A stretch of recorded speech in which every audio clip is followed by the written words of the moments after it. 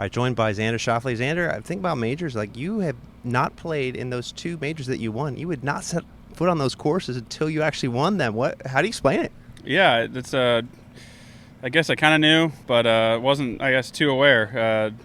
You just figured when you're going to a major championship course, you're just trying to prep the best you can, go into the week with sort of a game that you feel is good. So it doesn't, it didn't really feel like I didn't know the courses. I was just trying to, make sure I was hitting it nice, chipping it nice, putting it nice, and then, however it fell into that property is kind of what happened. So it worked out in my favor, obviously. Yeah. And you're going to head to Oakmont. That's a course you haven't played or haven't played before, I should say.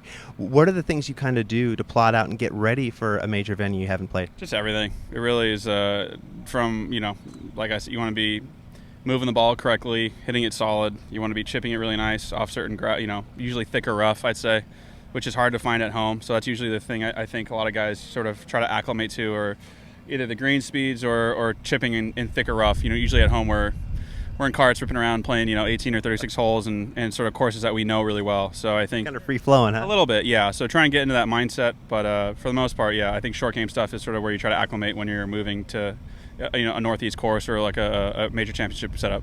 Northern Ireland, that was a year that you played really well, 2019 in general. What do you like about that course and look forward to with it? I just, all open championships, they have their own flair, I'd say. I'd say the fans are awesome 10 out of 10 times, and the courses are always fun. You being a West Coast kid and just living in the States, just an appreciation of playing golf over there is something I always look forward to doing. Your biggest appreciation from winning the Claret Jug last year?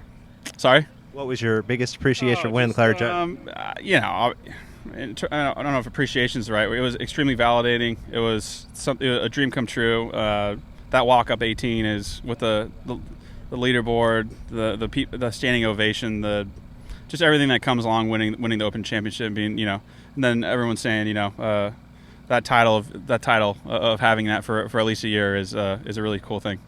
Last thing I was going to say, growing up with mini tours with Austin Kaiser, your caddy, he had a Honda Accord, and you had a Mitsubishi. Kind of explain this for us. Yeah. We just yours wasn't as good as his, though, right? No, we had two old green. Funny enough, they're both green. Austin had a Honda Accord. I had a Mitsubishi Montero, something my parents gave me, which was really nice of them. And I can't remember what years his was. Mine was '97, and mine wasn't reliable enough to go, drive to Arizona or to 2.5 hours away from home, kind of inland of LA.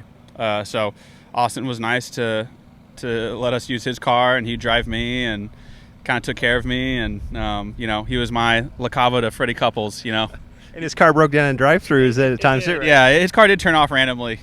So shout out to that moment. That happened a few times. We were lucky to just it turned back on. So I don't know if it was a battery issue or old car issue or the way he drove issue, but it could have been any of those. Great stuff, Xander. Always appreciate it, man. Thanks, Garrett.